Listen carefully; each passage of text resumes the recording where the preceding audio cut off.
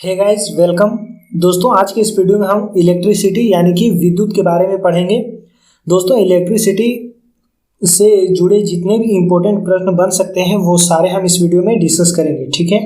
तो दोस्तों वीडियो को अंत तक जरूर देखना। चलिए स्टार्ट करते हैं। तो दोस्तों सबसे पहले हम जानेंगे विद्युत क्या होता है।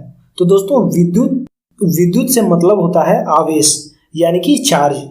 विद्युत को हम चार्ज भी कहते हैं या आवेश भी कहते हैं, ठीक है।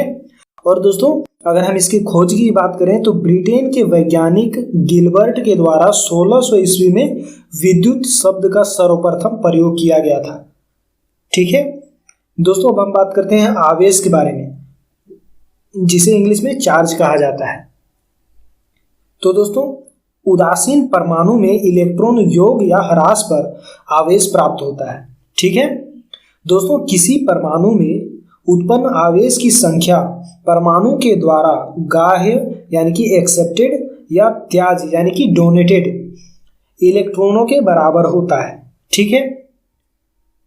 नेक्स्ट पॉइंट है गाइस यहाँ पे कि एक इलेक्ट्रॉन पर 1.6 इंटू 10⁻⁻19 कूलम का ऋणावेश होता है, ठीक है। दोस्तों आपको जितने भी पॉइंट बताए जा रहे हैं वो सारे एग्जाम में पूछे गए क्वेश्चंस हैं, भले ही पॉइंट के रूप में है लेकिन ये सारे क्वेश्चंस हैं, ठीक है। अगर आपसे पूछा जाता है कि एक इलेक्ट्रॉन पर कितने ऋणावेश होता है, कितने कूलम ऋणावेश होता है, तब आपका आंसर हो जाएगा 1.6 इंटू 10⁻⁻19 कूलम, ठीक है। तो दोस्तों इसी तरह से आप इस वीडियो में जितने भी पॉइंट लिए गए हैं वो सारे सिलेक्टेड पॉइंट लिए गए हैं, ठीक है। नेक्स्ट पॉइंट है गाइस यहाँ पे कि जब कोई परमाणु इलेक्ट्रॉन त्यागता है तो उस पर धन आवेश यानी कि पॉजिटिव चार्ज तथा इलेक्ट्रॉन ग्रहण करने पर ऋण आवेश यानी कि नेगेटिव चार्ज पैदा होते हैं, ठीक है। दोस्तों समान आवेशों के मध्य प्रतिकर्षण यानी कि डिप्यूलेशन जबकि असमान आवेश में आकर्षण यानी कि अट्रैक्शन होता है, ठीक है। दोस्तों आवेश एक अदिश राशि है यानी कि स्केलर क्वांटिटी है, ठीक है, और इसका मात्रक होता है कूलम। और एक कूलम बराबर कितना होता है तो 6.25 इंटू 10⁻18 इलेक्ट्रॉन, ठीक है। नेक्स्ट पॉइंट है यहाँ पे कि आवेश की जानकारी इलेक्ट्रोमीटर, वोल्टमीटर तथा बैलिस्टिक गैल्वेनोमीटर से लगाया जा सकता है, ठीक है।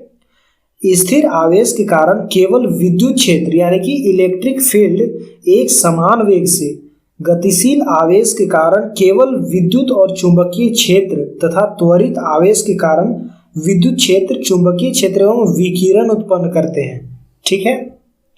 नेक्स्ट पॉइंट है गाइस यहाँ पे कूलम। तो कूलम के कितने नियम हैं वो जानेंगे, ठीक है। तो सबसे पहला है कि दो आवेशों के बीच लगने वाले आकर्षण या प्रतिकर्षण बल की गणना कूलम नियम के आधार पर करी जाती है, ठीक है। यह बल जो है दोनों आवेशों के परिमाण, उनके बीच की दूरी तथा बीच के मध्य की प्रकृति पर निर्भर करता है। दोस्तों कूलम के अनुसार दो आवेशों के बीच आकर्षण या प्रतिकर्षण होता है और वो है पहला कि आवेशों के गुणनफल का समानुपाती होता है, ठीक है। दूसरा है कि आवेशों के बीच की दूरी के वर्ग का व्युत्क्रमानुपाती होता है, ठीक है। नेक्स्ट पॉइंट है यहाँ पे कि यदि एकांक आवेशों को 1 मीटर की दूरी पर रखा जाए तो दोनों के बीच लगने वाला बल 9 इंटू 10 डिग्री न्यूटन का होता है, ठीक है। और आवेश की अगर हम बात करें दोस्तों तो आवेश जो है एक अदिश राशि है, ठीक है। और स्थिर आवेश जो है ये विद्युत क्षेत्र पैदा करता है। स्थिर आवेश एक समान गतिशील आवेश जो होता है उसमें विद्युत क्षेत्र, चुंबकीय क्षेत्र होते हैं, ठीक है। त्वरित आवेश की अगर हम बात करें तो विद्युत क्षेत्र, चुंबकीय क्षेत्र और विकिरण ये तीनों मौजूद होते हैं त्वरित आवेश में, ठीक है। नेक्स्ट है आवेश मापने के उपकरण। तो दोस्तों इलेक्ट्रोमीटर से भी आवेश को मापा जाता है या वोल्ट मीटर से भी आवेश को मापा जाता है, ठीक है। अब दोस्तों हम बात करते हैं विद्युत धारा की यानी कि इलेक्ट्रिक करंट की, ठीक है। आवेश के प्रवाह को विद्युत धारा कहा जाता है, ठीक है। दोस्तों विद्युत धारा जो है इसका एसआई मात्रक होता है एम्पियर, जिसे ए से डिनोट किया जाता है, ठीक है। विद्युत धारा की माप यानी कि आमीटर नामक यंत्र से की जाती है। एक आदर्श आमीटर जो है ये प्रतिरोध उसका शून्य होना चाहिए। ठीक है, एक आदर्श यानी कि एक सही आमीटर जो होता है उसका प्रतिरोध शून्य होता है। ठीक है, यदि किसी चालक में टी यानी कि समय में कूलॉम यानी कि Q का आवेश प्रवाहित हो तो विद्युत धारा इक्वल टू होता है Q/T। ठीक है दोस्तों, यदि किसी चालक के अनुप्रस्थ क्षेत्रफल को 1 सेकेंड में एक बार कूलॉम का आवेश गुजरता है तो 1 एम्पियर की धारा वहां से प्रवाहित होती है। ठीक है, अब हम दोस्तों जानते हैं पोटेंशियल यानी कि विभव के बारे में। तो किसी विद्युत क्षेत्र में उत्पन्न अनंत से इकाई धन आवेश को किसी बिंदु तक लाने में जो कार्य किया जाता है उसे उस बिंदु का विभव कहा जाता है। ठीक है, और इसका मात्रक होता है वोल्ट। इसे वोल्ट मीटर या गैल्वेनोमीटर से मापा जाता है। विभव को वोल्ट मीटर या गैल्वेनोमीटर से भी मापा जाता है। ठीक है, एक आदर्श वोल्ट मीटर का प्रतिरोध अनंत होना चाहिए, तभी वह एक अच्छा वोल्ट मीटर या गैल्वेनोमीटर होता है। ठीक है, विद्युत धारा के प्रवाह के लिए दो बिंदुओं के बीच विभवांतर यानी कि पोटेंशियल डिफरेंस आवश्यक होता है। ठीक है, नेक्स्ट है गाइस यहाँ पे ओम का नियम। तो ओम के नियम के अनुसार नियत ताप पर किसी चालक में प्रवाहित होने वाली धारा चालक के सिरों के बीच विभवांतर के समानुपाती होता है। ठीक है दोस्तों, ओम का नियम जो ये प्रकृति का नियम नहीं है क्योंकि सभी चालक इसका अनुसरण नहीं करते हैं। जो चालक ओम के नियम का पालन नहीं करते हैं उन्हें अनओमीय प्रतिरोध यानी कि नॉन ओमिक रेजिस्टेंस कहा जाता है। ठीक है, नेक्स्ट है गाइस यहाँ पे प्रतिरोध यानी कि रेजिस्टेंस।